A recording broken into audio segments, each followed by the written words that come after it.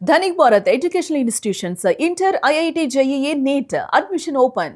ఏపీలో జరుగుతున్న అక్రమ మైనింగ్ కు వ్యతిరేకంగా బోడే రామచంద్ర యాదవ్ నేతృత్వంలో బీసీవై పార్టీ పోరుబాట పట్టింది.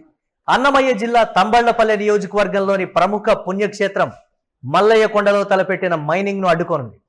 లక్షలాది మంది భక్తుల మనోభావాలకు, స్థానిక ప్రజల అభిప్రాయాన్ని పట్టించుకోకుండా అక్రమ మైనింగ్ చేపడితే ఊరుకునేది లేదని బీసీవై పార్టీ అధినేత బోడే రామచంద్ర యాదవ్ హెచ్చరించారు.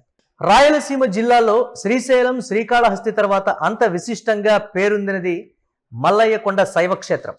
ఐరన్ ఓర్ మైనింగ్ పేరుతో మల్లయ్య కొండలో గుణపం దింపితే ఆ శివయ్య చూస్తూ ఊరుకోడని బీసీవై పార్టీ హెచ్చరిస్తోంది.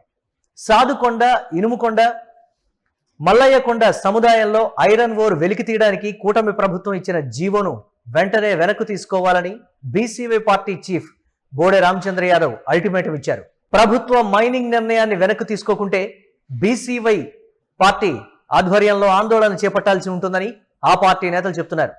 వచ్చే నెల 8వ తేదీన శివభక్తులతో కలిసి బీసీవై పార్టీ మల్లయ్య కొండ పరిరక్షణకు నడుం బిగించనుంది.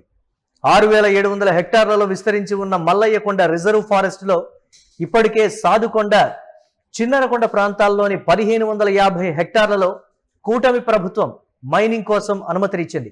ఏపీ ఖనిజాభివృద్ధి సంస్థకు ఇచ్చినటువంటి లైసెన్స్ను వెనక్కు తీసుకొని ముక్కంటికి క్షమాపణలు కోరకపోతే BCY party chief Bode Ramachandra Yadav రాష్ట్ర వ్యాప్తంగా ఆందోళన కార్యక్రమం చేపట్టడానికి సిద్ధమవుతున్నారు. నాడు మల్లయ్య కొండ సముదాయంలోని సాదుకొండలో మైనింగ్ కు వ్యతిరేకంగా గళం విప్పిన చంద్రబాబు నాయుడు నేడు ముఖ్యమంత్రిగా మైనింగ్ కు పచ్చజెండా ఊపడం విస్తుగొలుపుతోంది.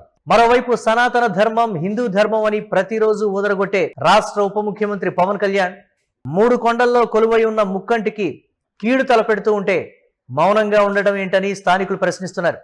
ఈ అరాచకాలను అడ్డుకోవడానికి మల్లయ్య కొండపై కొలువుదీరిన శివయ్య ఆశీర్వాదంతో ముందుకొస్తున్నామని బీసీవై పార్టీ ముందుకొస్తోందని ఆ పార్టీ నేతలు చెప్తున్నారు.